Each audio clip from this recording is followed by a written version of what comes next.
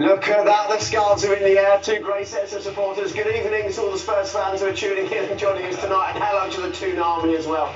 Nice to see you all. We were just saying, Jermaine, you should kind of stand right in the middle rather than in front of one club or the other. Yeah. And just a shout out, not only to the two mates up here who seem to have like a really cool den with some fake brickwork where they drink their beers before the football, but also hello to Lucy. Look at that. I'm guessing she's not yet been to St James's Park, Jermaine. How cute is that? She's got the Newcastle jersey on already though. She's ready to go, I think. Love it, love it. A few months old, and the decision of who she supports is like set for life. Don't mess about up there, mate. It's not a decision that you make for yourself. Your mum and dad stuff. Hi everyone, welcome to Newcastle Fans TV. So that was us on the BT wall, full of optimism, thinking we're going to go into this game and get something. Oh no.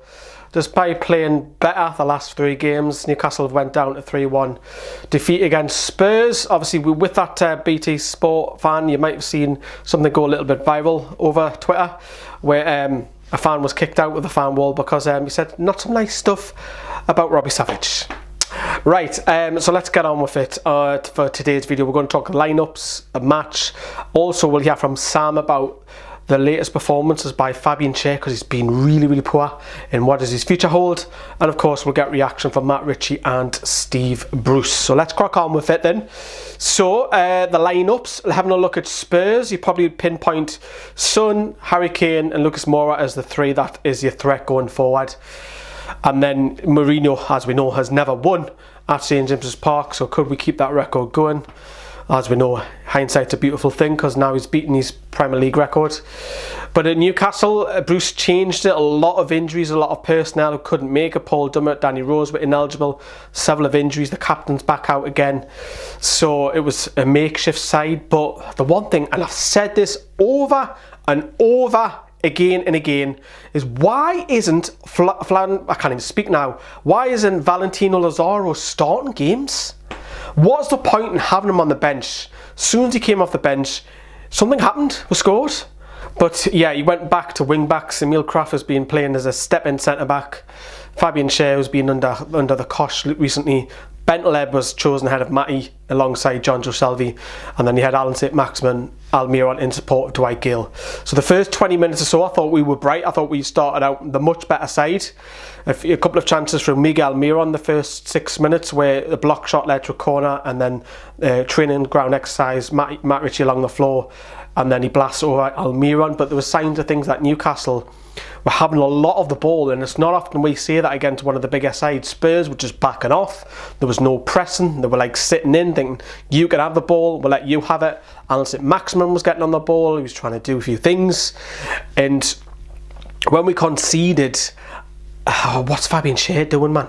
Last season I banged on about him, how he plays beautiful, stylish. This wasn't stylish at all. He comes out, it's a really bad touch, he goes to slide in, he loses the ball. The ball is switched over to Spurs' left flank. DeAndre Yedlin has to show Son on his left foot. He doesn't shoot through Yedlin's legs. He allows him to shoot. It's a great finish. You've got to say that. It's a fantastic finish right into the corner. I've got no questions about Dubravka on that one. Could have easily went 2-0 up when Son, again outside the box, has a shot. It's deflected off the back of Kraft's heel, I think it is, and it's flying top corner. Dubravka, brilliant save. Absolutely brilliant. Palmed it away for a corner.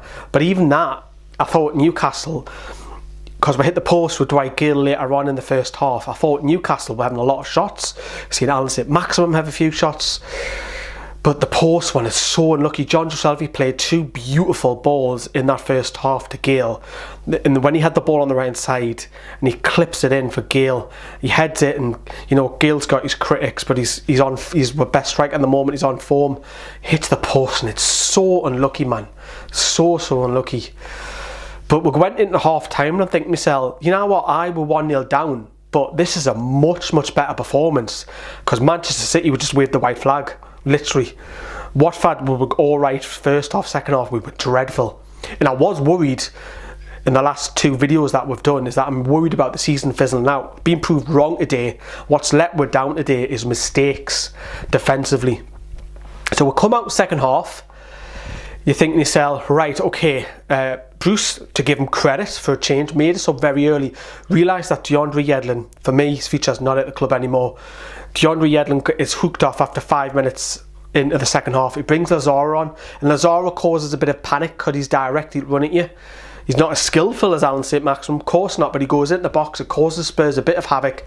And what a fucking finish, man, by Matt Ritchie. Fucking bang, top corner, what a finish. Hugo Lloris has got no chance. We're going wild in the BT Sport fan wall, and it was a great finish. I thought we thoroughly deserved that. We went in 1-1, and you know what you're thinking, they've got loads of time to go on and possibly get the winner, because we looked the better side. It wasn't Spurs. The scoreline after today's result looks very flattering to Spurs. If somebody doesn't watch that game and think, yeah, that looks like an easy afternoon for Spurs, but it wasn't. Like, it totally wasn't. We had loads of possession, loads of chances, but at the end of the day, they have the final cut in third. And as we've seen, we didn't hang on to the lead very long. The ball's on the right hand side. It's the Bergwijn, the Dutch international, who's just as we come off the bench, whips the ball in. Harry Kane, just a little bit of movement to get away from Emil Kraft. You have to say it's poor defending because his body shape's not right at Kraft, and 2-1 down, and your good work's just been undone. With Fabian Schar, the first one, and the second one, Emil Kraft, you've got to look at that and do a little bit better. And then 2-1 down, but even still, we're still having a lot of shots. Lazaro went close. We're seeing shots from Alan Saint-Maximin. Joe Linton, to be fair, didn't do much when he came on, but the reason I'm not picking on Joe Linton tonight, because he was given 20 minutes. We didn't lose the game because of Joe Linton. We had loads of chances. We lost the game because of poor defensive capabilities, and as the clock was winding down, I still felt Newcastle were a real threat left and right. Matt Ritchie had a much brighter game, despite take away his goal, he was much brighter. Jonjo Shelvey, for me, is my personal man of the match. Some people have said Alan Saint-Maximin, some people have said Matt Ritchie. For me, Shelvey, he bossed that centre midfield for me. He got the better of Harry Winks and Musa Sissoko for me. He did. And Jonjo Shelvey probably feels a little bit undone that he's on the losing side. But in the dying seconds, Alan Saint-Maximin's trying to beat a few players. He loses the ball. Spurs counter, and Lamela runs in on goal. Fantastic save by Dubravka. It falls nicely to Harry Kane. Right position, right time. He heads home for his second. You might say that Fernandes isn't close enough, but you've got to look at Alan Saint-Maximin giving the ball away. Maybe Fernandes not being tight enough, but picking at straws a little bit there. But you have to say both of them guys are at fault for the third goal. It's game over. Still can't get my head around how we've lost that game. Can I get round it? We were the better side, and it's not often I say that after a defeat. I'm very honest on this channel. I say this side done better, this side done better. We were the better side today. But I want to talk about, before we hear from Steve Bruce's, Fabian Schar's future. He's got 1 year left on his contract, and he's formed really poor this season. What about you, Sam? 1 year left on the Swiss defender's contract, who was North East Sports Writers Player of the Year last season. Is it time to cash in? Something's got to change, because six defenders, 6 centre-backs on the books at Newcastle, and if Steve Bruce is going to persist with the flat-back 4 in a 4-2-3-1, the squad just can't fulfil 6 centre-backs, so 1, maybe even 2 have got to leave. So is it time to cash in on Schar? We know teams like Arsenal were interested in him at the end of last season when all things were going well. We know he's a great player on his day. Comparisons drawn with Philippe Albert. Obviously a bargain signing by Rafa, but is it just a case of poor form and it will turn around at the start of next season, as he's out for the season now, or is it time he moved on? Personally, I would like to keep him, as I would look at the ages of the likes of Kieran Clark. But then again, Lejeune's injury record, do you try and move him on? It's an absolute conundrum. You would hope Schar needs to learn to adapt his game to be able to play in a flat back 4, because we know full well after last season his best performances came alongside Lascelles and Lejeune in that 5 at the back system, which Rafa used so effectively. It's an absolute conundrum, but I don't have the answers. What do you guys think? Thank you very much, Sam. So I would get rid of him. 1 year left on his deal. We've got too many centre backs. I think it makes sense to probably cash in, even though the first season I love Fabian Schar, but this season's been played in a couple of positions and doesn't look like the player that he was last season, which is a worrying feat for Fabian Schar.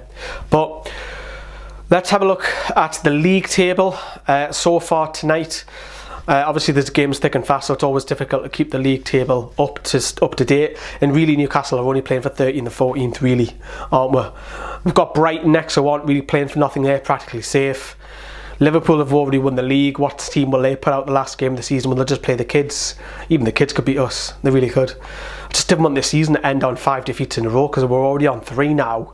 So disappointing, but much more happier performance today, but very disappointing in the result. This is what Steve Bruce said and Matt Ritchie said after the game. I thought we were excellent. If we're going to, we've conceded 3 times, which is a big blow to us, and one right at the death. But the way we played, the manner of it, some of the football we played, the goal we scored, I couldn't have been more pleased with them. We looked a threat. We were bang at it. With a lot of tired legs, and I think there was a lot of tired legs in the Tottenham team, if I'm being honest as well. But fair play to them. That's all you can do. If you play like that and you get beat, you accept it now and again. Their quality at the top end of the pitch, Son and Harry Kane has unfortunately undone us. But the way we played, I couldn't have been more pleased. Obviously, it's difficult to reflect straight away now because just come off the pitch, but it felt like we were certainly in the game. I think. Probably towards the end, 3-1 doesn't tell the full story. I thought we dominated in the first half and through really just trying to play and just left ourselves a little bit open. They scored on the counter attack, and same with the second one as well, third one, and I can't remember the second one at the minute. But yeah, I thought we played some good stuff, but frustrating because you can perform well, but if you don't win the game, it's no good. So there you have it, 3rd defeat in the row, much better performance. We didn't deserve that, but the final third let us down, I feel. Spurs have got it. Spurs didn't play well today and got 3 points and got 3 goals. They've got quality in the final third. But that's a wrap. The Black and White show / preview. We've got a little bit of a time because obviously the Brighton game's not till Monday, so we'll have it on the weekend instead of the usual Friday slot. And also I'm making the documentary public in about 7 to 10 days. So it's a good, nearly 40 minutes long documentary on the North East clubs. But that is it, that's a wrap. Enjoy your night everyone, the best you can. Ta-da, bye-bye. When I walk into the kitchen, you saw the look on my face, you saw the look on my heart to get out of this place. I sensed something I've never seen before. When you put on the pineapple, we couldn't be friends anymore. Pineapple bouncers, go on pizza.